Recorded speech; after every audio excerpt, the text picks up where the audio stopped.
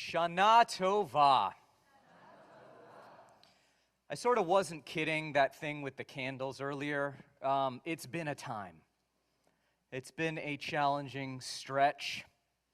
It's even just a challenging week getting to this very point. And so one day I'm excited about prefacing a high holiday Rosh Hashanah sermon, not having a statement of anxiety and or exhaustion with respect to being Jewish, Israel, national politics, social discourse, whatever it is my lead off for the high holidays.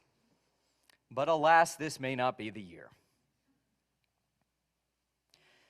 It's a time that calls for a kind of strength from us. We have to be strong, in fact, for a lot of what it is that we're enduring, we're wrangling with, we're making our way through. It's not easy. Now, you may be familiar, through most of Jewish history, most of the 5,000-ish years that we have been a people, we don't tend to talk about ourselves or think of ourselves as the strongest, most powerful, ferocious conquerors of all the world. It's the vast, vast majority of Jewish history. Our greatest prophet of all time, I think it's actually telling, it's not an Achilles, an Odysseus, some kind of warrior like that, closer to Odysseus actually in the orator part of it, but it's not that either. It's Moses, a guy who doesn't even feel comfortable with the way he talks. The great warrior we do have in the Tanakh, Joshua. And yes, he's a pretty big deal, but I went and looked this up. When I think about all of the guys named Josh who are here, and I see a couple of them down front, I see a number of them, famous Jewish name. The English connotation actually is kind of funny. Hey, I'm just joshing with you. It means to be kidding around, not to be the mighty warrior or the conqueror or to slay the unbelievers. It's just joking with you. I looked it up, and it goes back to 1845, actually, in English, and it is stipulated, postulated, theorized that there was a farmer named Josh who had a great sense of humor. And so, in my quest to find Jewish strength and paragons thereof, where else does one go but for Wikipedia? And so I looked at the Wikipedia articles on Jewish military history. As it turns out, the Jewish humor one is a lot longer than the Jewish military history one. The Jewish military history one did, however, talk about a Jewish regiment in the Middle Ages called the Beardlings. I'm not making any of this up. So while Wikipedia offers fun diversion around Jewish strength, it didn't actually offer wisdom. That's the thing. But if we turn to Shabbat services, the very psalm that we recite every Friday night and Saturday morning for Shabbat, it has a strength metaphor, a power metaphor within it. Tzadik tamar yifrach, and so on. There are two images there.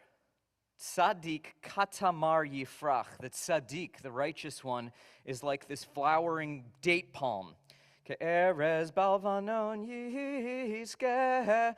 And the erez balvanon, the mighty cedar tree of Lebanon. Date palm is a strong tree. And as for the cedar of Lebanon, if you know your national flags, it's on the Lebanese national flag to this very day. An image that goes back thousands of years as a projection of strength and power and dignity that even reverberates into our own time today. So it's remarkable that the psalmist gives us that, the cedar. But if we go back to the Shabbat Psalm 92, who are we saying is like the cedar of Lebanon? They didn't say Joshua.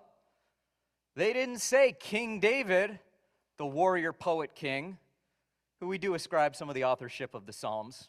But they say it's the tzaddik, the righteous one, person who is a good person.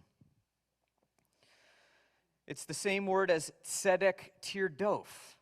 In fact, when we get justice, you shall pursue, or tzaddik, one who does tzedakah, in point of fact, same word.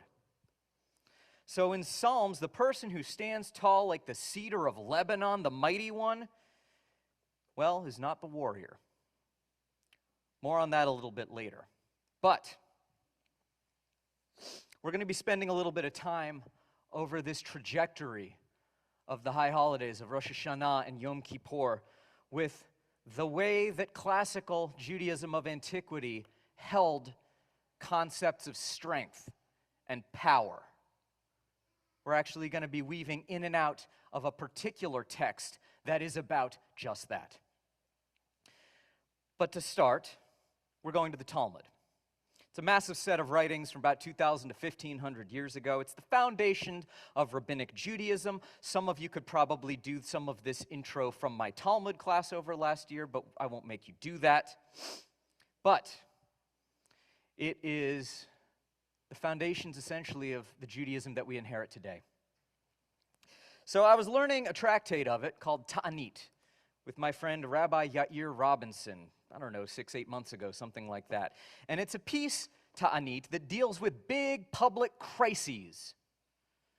The valence through which the rabbis think about the emergency time and the crisis, though, is not strictly appeal to God, but they do it through the lens of the public fast, saying, all right, we as a whole group here, we all have to get together with certain kind of prayers, maybe some shofar along the way, and we're all going to fast to try and get our way out of whatever the disaster is. And so here's a particular kernel from within Ta'anit that we're going to spend some time with. It's over pages 28 and 20b in the tractate.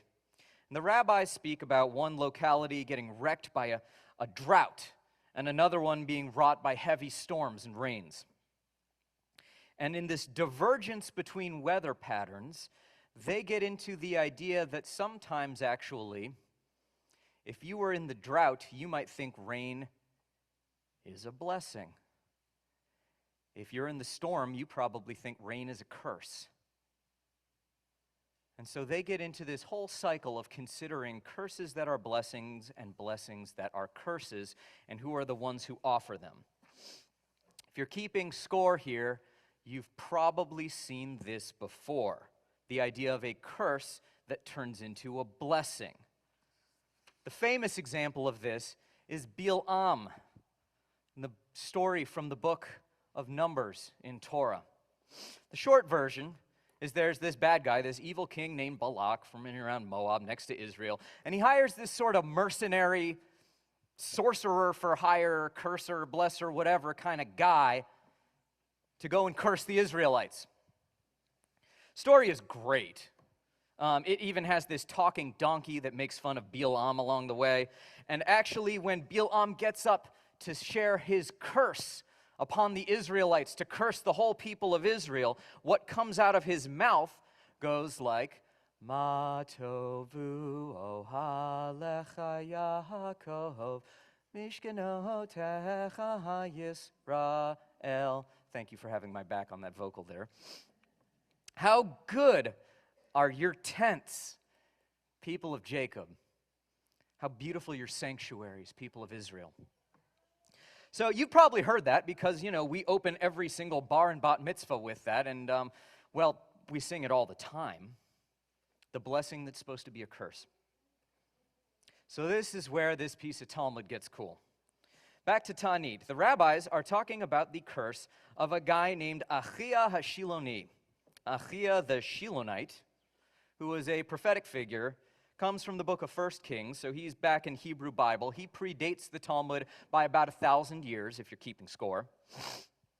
And Achia says, God will strike Israel until it sways like a reed in the water. And being one of the famous Hebrew Bible, Old Testament-y kind of prophets, this is really talking about God destroying Israel for its wrongdoings, okay? But the rabbis have a field day with this. They say, hey, that's interesting. We had this other guy, Bilam, who said curses that turned into blessings. And Bilam then gave us an actual blessing. And so I wonder if we can invert that, turn that around, make that our own in a different kind of way. So they say the reed that Bilam is talking, that Achia is comparing us to, that God is going to wreck the Israelites like a weed that sways in the water, in the breeze, in the wind. And so they say, well, it has deep roots in the water. You can blow all the winds in the world at it, and what does it do? Goes with the flow. And they say furthermore, Bilam actually gave us a real blessing. It wasn't just the Matovu one that we sing in that sing-songy kind of way, and that Bilam probably meant to be bad words, but out came Matovu. Later on, Bilam gets with the program and gives us the blessing, Arazim ale mayim. Bilam blesses that we are like cedar trees, that we should be strong like the mighty cedar, ale mayim, that grows out of the water. So this is interesting here. We have the rabbis hanging out with Bilam in the book of Numbers, and they have taken us all the way back now to Tzadik Katamar and this one image of strength. We're sort of dancing around it, this idea of the cedar. And maybe Tzadik Katamar wasn't that far off. It wasn't military, that psalm for Shabbat about that's where we find strength from power or from weapons or whatever, but from goodness, from a sense of righteousness. That actually is going to make you like a cedar in the world. Built into the idea of power here is the quality of the individual who uses it. Built into the idea of force is who is the person who is entrusted with it. It's not ego. It's not like straight up sanctification of God's name. It's being good. It's being just. That's the whole root of it, that tzedek. The ones who deploy power are the ones who do tzedakah in that sense.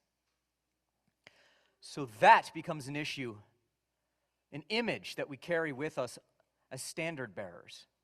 Who are the Jews that we emulate and look up to? Who does righteousness in the world? But as an invitation for right now, I want to offer one other piece of blessing around strength. We're going to come back to the reed again. Don't you worry, friends. But for now, the cedar. And strength, thinking about the times that we live in. Sometimes I actually offer this as a blessing to individuals who are in dark times. I've offered it before at a hospital bed, at a long walk in nature. And this is a blessing first from God to Moses and then from Moses to Joshua. Okay? So we are back in like warrior territory, but it comes in the book of Deuteronomy toward the end of Torah. And the context of what's going on at that time is that Moses has come about as far as he's going to come. And it's time to pass on the mantle of leadership. The next leader of the Israelites is going to be Joshua, and his job is going to be different from that of Moses. He becomes the Israelite military commander, the shock commander of the Israelite army par excellence. And so God says this blessing to everybody, and then Moses repeats this blessing in the sight of all the people of Israel. And this is a blessing that they're speaking to Joshua. What they say is chazak ve'amatz. First word, it's a word for strength. Chazak. It's the same word we say chazak, chazak, v'nit chazek when we complete a book of Torah from strength to strength. And so may you be strengthened. May we be strengthened. And if we're trying to send somebody strength, we might use the expression sending chizuk. Sending you a little fortitude. But that word amatz, well, this is the funny thing. it also means strength. And because we know, you smart students of Torah out there, that there isn't a word or letter in the Torah that is accidental, you have to ask yourself, why does the Torah use two different words for strength here? What does that give you? One way of thinking about it could be emphasis, as in, dude, be super strong. And if you're following Moses as the leader of the Israelites, he was the greatest prophet who ever lived. So maybe a little bit of strength is not a bad thing to envision walking in those shoes.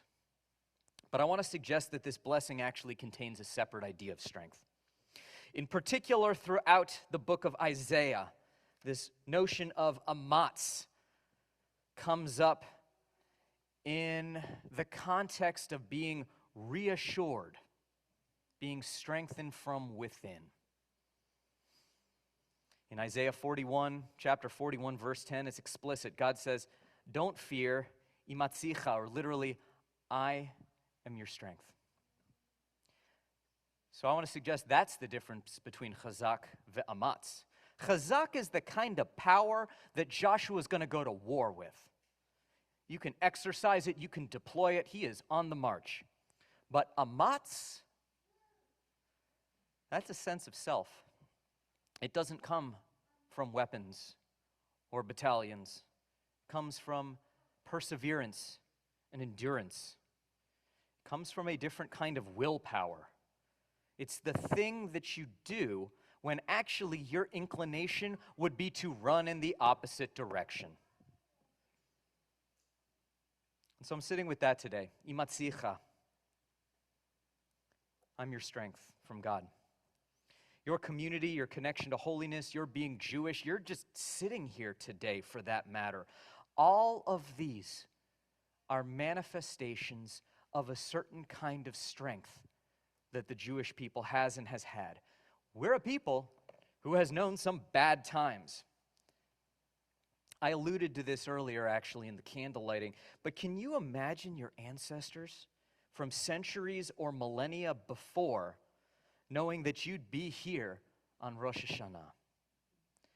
These ancestors, who wouldn't have known the name of this place, would find this building, indoor electric lights, cars, and pretty much everything in our world completely unimaginable. And yet, here you are, celebrating Rosh Hashanah. They'd recognize that. We're saying words of Torah and prayers that reverberate from, in fact, their generations. That's a kind of strength, and that's a kind of power. I actually don't know the names of my ancestors back a few generations, but we're reading the same words of Torah. And I have faith in my kids and their kids, and plainly the generations who will come who won't know my name, that they'll be part of this endeavor of reading Torah. They'll come together in joy to celebrate the new year. So we're starting tonight on this journey around the cedar and the reed. We're starting with a little bit of chizuk, but amatz that goes with it. A little bit of strength that comes in and around the cedar tree. Tonight is how we understand power and strength. Tomorrow will be the reed. It will be a different set of observations. And day 2 of Rosh Hashanah, we're going to spend a little bit more time with this concept of turning curses into blessings and what that might mean in our world. So we're just getting started tonight. It's not an easy time, but let us be strong. Not in the sense of pure might or force, but in the sense of belonging, in the sense of knowing who we are, where we stand, where we come from, and that we're not alone. If we are carrying valences of that mighty cedar of Psalm 92, may its roots run deep. Chazak ve'amatz. May we be blessed not only with strength in this coming year, but a little bit of perseverance, a little bit of fortitude, and a little bit of that koyach that it takes to put one foot in front of the other in challenging times. More tomorrow. Shabbat shalom. Shana tova.